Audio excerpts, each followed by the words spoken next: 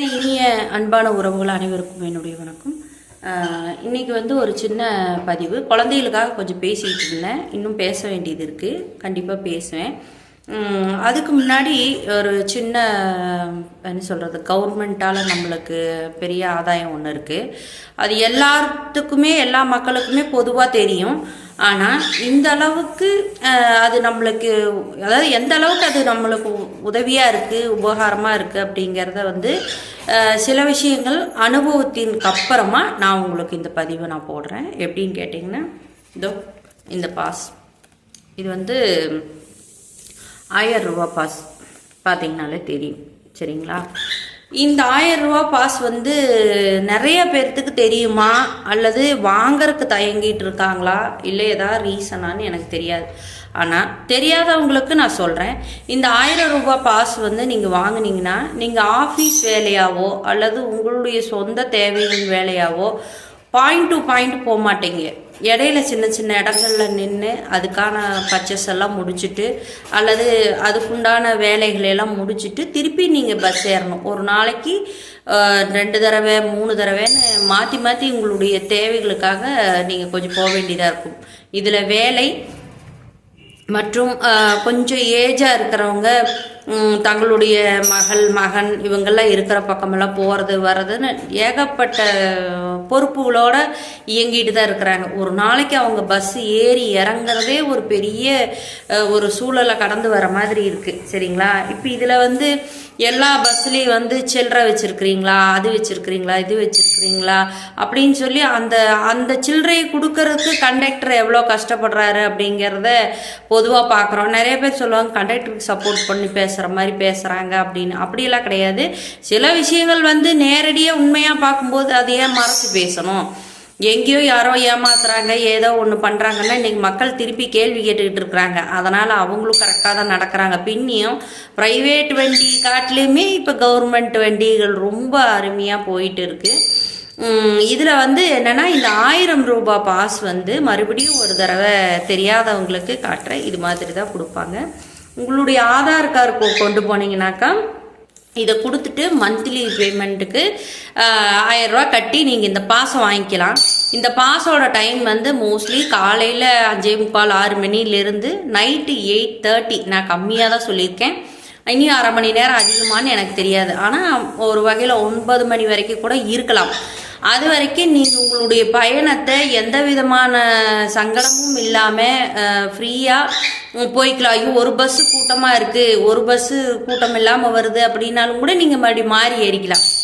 கூட்டமாக இருக்குது, நான் என்ன செய்வேன் அப்படிங்கும்போது நீங்கள் இப்போ இன்னொரு பஸ் மாறி ஏறிக்கலாம். அதனால் ஒரு இடம் விட்டு இன்னொரு இடம் போயும் கூட நீங்கள் பஸ் மாறி போய்க்கலாம். இதில் நிறைய பெனிஃபிட் இருக்குது.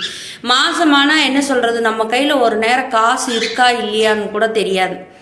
அந்த நேரத்தில் ஒரு பெரியவங்களாக இருந்தால் ஒரு குழந்தைகளுக்கு ஒரு பிஸ்கெட் வாங்கிட்டு போவாங்க, அல்லது ஏதோ ஒன்று தேவைகளை பூர்த்தி பண்ணிக்குவாங்க. அல்லது அவங்களுக்கு இப்போ தான் நிறைய சுகரு ப்ரெஷரு அது இதுன்னு இருக்கும்போது ஒரு இடத்துல நின்று ஒரு சுடுதண்ணியாவது வாங்கி குடிப்பாங்க. இன்னைக்கு காசு இல்லாமல் தண்ணி கூட கிடையாது.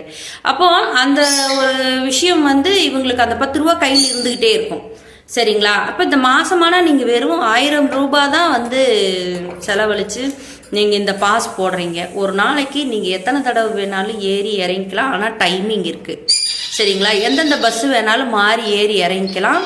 அதாவது உள்ளூர் லொக்கேஷனில் இதுக்குள்ளே ஒரு கட்டுப்பாட்டுக்குள்ளே இயங்கக்கூடிய எல்லா பேருந்துகள்லேயும் நீங்கள் ஏறிக்கலாம், ப்ரைவேட் வண்டியை தவிர, சரிங்களா? அப்போ அவங்களும் நடத்துனரும் அதே மாதிரி தான் பாஸை கண்டாலே ஒரு தனி மரியாதை கொடுக்குறாங்க. அப்படிங்களாம்மா பாஸா, ஓகே அப்படின்னுறாங்க. ஒரு சில டேட் பார்க்கறதுக்காக கேட்குறாங்க. அதை தாண்டி யாரும் என்ன சொல்கிறது, ஏதாவது பேசிட்டாங்க அப்படிங்கிற மாதிரியெல்லாம் எந்த விஷயமுமே கிடையாது. இது ஒரு நல்ல பதிவாக இருக்குன்னு நினைக்கிறேன். நிறையா பேர் கையில் நிஜமாக எல்லாருமே எவ்வளோ சம்பாதிக்கிறோம் எல்லாம் பண்ணுறோம். அந்த மாத துவக்கத்துலேருந்து ஒரு 15ஆம் தேதிக்குள்ளேயே அவங்கக்கிட்ட எதுவும் இருக்காது.